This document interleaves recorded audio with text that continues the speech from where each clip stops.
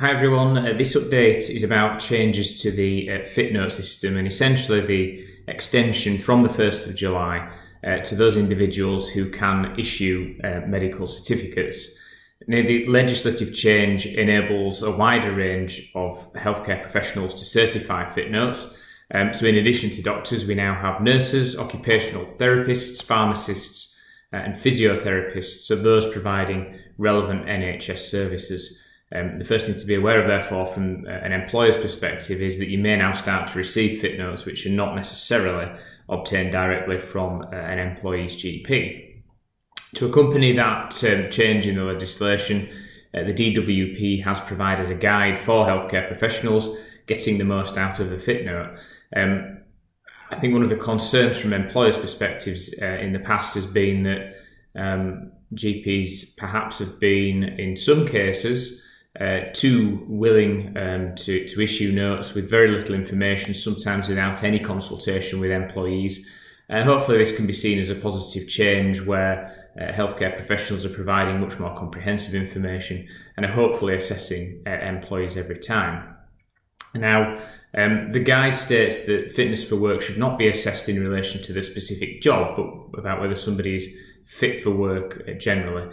Factors in making that assessment should include any functional limitations of the health condition, the duration of it, the fluctuation of the condition, whether it improves and recedes, what makes the condition worse, what limitations are there in terms of stamina, mobility, agility, stability, the side effects of any treatment, any intellectual or cognitive issues, sensory issues, so hearing, vision, touch, and the impact of any ongoing clinical management. Whether healthcare professionals take that into account or not, I'm not sure, but essentially what we're trying to encourage those issuing Footnotes to do is to look at what a generic job might entail, so not a heavy manual one, not an office-based one, but what limitations are placed on the employee's ability to work by virtue of whatever condition or ailment they have.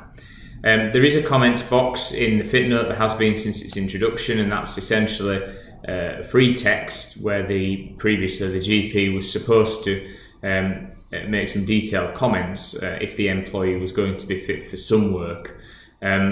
So if the view of the health professional is that some work can be carried out, the guidance states that the free text is to give advice about the functional effects of the patient's condition on their fitness for work.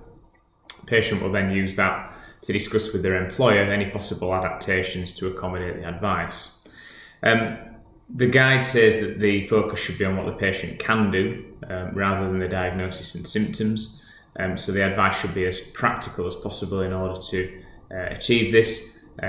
It states that the practitioner does not have to be an occupational health therapist. They don't need to refer to the specific job being carried out, but the guidance for employers should not be too prescriptive so as to restrict the individual's ability to attend for work.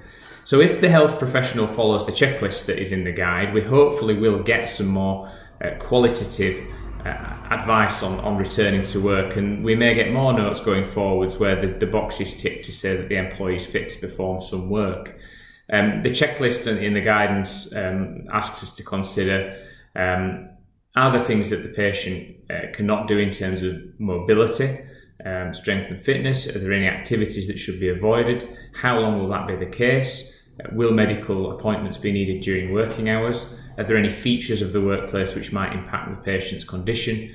Could they benefit from an occupational health assessment? So those factors might be discussed within the free text box. The practitioner or therapist may then suggest what can be done to overcome that if the employee is fit for some work. The guide also does comment on a question that we receive very regularly, and that is, what if I am asked by the employer or the patient for a Footnote saying somebody is fit for work, so a back to work note in effect.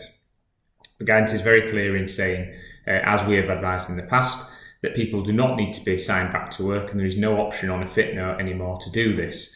When the fit note expires, the default position is that the employee should return to work as normal if they feel fit and well enough to do so. If they don't feel fit, they should make a further appointment to see the doctor or healthcare professional. If the employer is still insistent that they have concerns about the employee's ability to work, they would need to conduct their own investigations and perhaps obtain their own advice, either by paying for a GP's report or a more qualitative occupational health assessment. So you will start to see fit notes now being provided on the same format, but stamped or certified by a wider class of healthcare professionals. If you do need any further advice on this change, please do get in touch. Visit the website chadwicklawrence.co.uk or visit or email employmenthub@chadlaw.co.uk. Thank you.